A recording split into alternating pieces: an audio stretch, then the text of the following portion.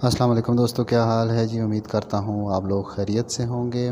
FJ electric आपकी खिदमत में हाज़िर है जी। ठीक है, आज एक नई वीडियो के साथ में। आज का हमारा टॉपिक है जी मैगर।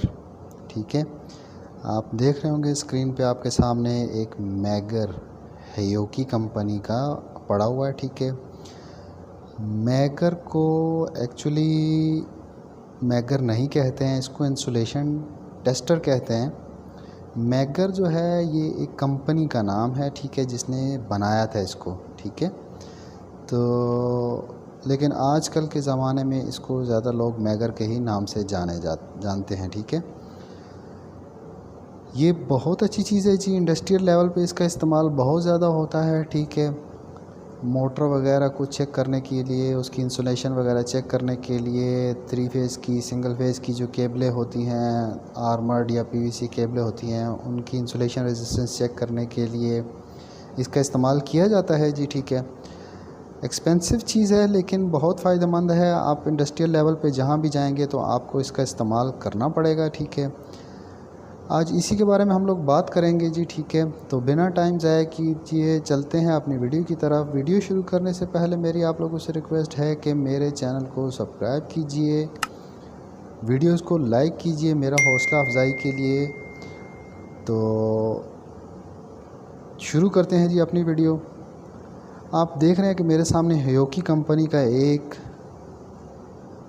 मैगर पड़ा हुआ है जी। ठीक है, ये इसकी फ्रंट डिस्प्ले है। ठीक है, ये इसका वोल्टेज सिलेक्टर है। ठीक है, ये जो प्रॉब है, ये नॉब है। ठीक है, इससे आपने अगर सपोज़ मोटर की या केबल की इंसुलेशन रेजिस्टेंस करनी है, ठीक है, तो आप जो है इसको वहाँ पे रख सकते हैं जितने वोल्ट आपने देने हैं। ठीक है, और आपको एक चीज़ मैं बताता चलूँ, ठीक है, ये अमूमन बहुत सारे जो इलेक्ट्रिशियन हजरात होते हैं टेस्ट इंटरव्यू के टाइम भी पूछा जाता है ये चीज़। ये जो वोल्टेज ये रिलीज़ करता है ना मैगर, ये DC वोल्ट होते हैं। ठीक है, ये अपने जहन में रखिएगा। और DC वोल्टेज होते भी बहुत ख़तरनाक हैं। ठीक है, जब आप मैगर यूज़ करने लगो तो कोशिश कीजिए कि जो है ग्लव्स पहनकर इंसुलेटेड इसको यूज़ कीजिए। डायरेक्ट हाथों के साथ में, नंगे हाथों के साथ में इसकी जो प्रॉब्स हैं उनको पकड़ के कभी भी बेध्यानी में जो है, मतलब आपके अगर वोल्टेज सिलेक्ट है और आपने हाथ लगा दिया तो आपको बहुत ज़बरदस्त शॉक भी पड़ता है। ठीक है, तो इस चीज़ का जहन में ख्याल रखिए। ठीक है, और मैं दूसरी चीज़ आपको दूसरी बार बता रहा हूँ कि यार ये जो है ये DC वोल्ट रिलीज़ करता है। ठीक है, ये आपके 50 वोल्ट हैं, ये 125, ये 250, ये 500 और ये 1000 वोल्ट हैं। ठीक है, अभी आपके ऊपर डिपेंड करता है कि आपने जो है आगे जिस चीज़ की वैल्यू, जिस चीज़ की IR करनी है, ठीक है, इंसुलेशन रेजिस्टेंस लेनी है, ठीक है, आप उसको कितने वोल्ट पे रख जो है चेक करना चाहते हो।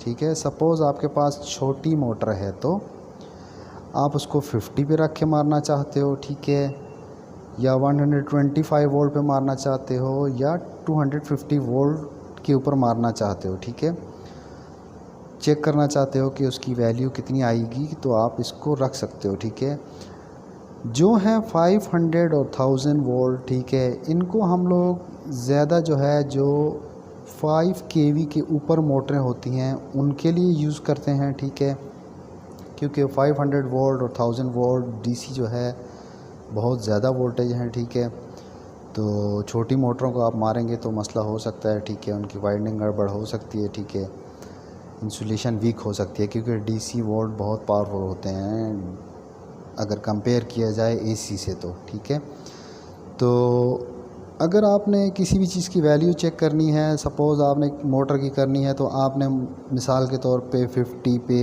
125 या 250 पे रखने के बाद आपकी जो प्रोब्स हैं वो यहाँ पे कनेक्टेड होती हैं। इसके बैक साइड में मैं आपको दिखाने की कोशिश करता हूँ। ये देखिए, ये जगह बनी हुई है जी। ठीक है, ये एक है और ये दूसरी है। ठीक है, यहाँ पे आपने इसकी प्रोब्स कनेक्ट करनी है। ठीक है, उसके अलावा आपने वोल्टेज सेलेक्ट करना है। वोल्टेज सेलेक्ट करने के बाद आपने जिस चीज़ की वैल्यू लेनी है उसमें अपनी प्रोब्स लगा के आपने इसको लिफ्ट करना है तो ये रिलीज़ करेगा जितने वोल्टेज पे आपने सेलेक्ट करके रखा है, ठीक है।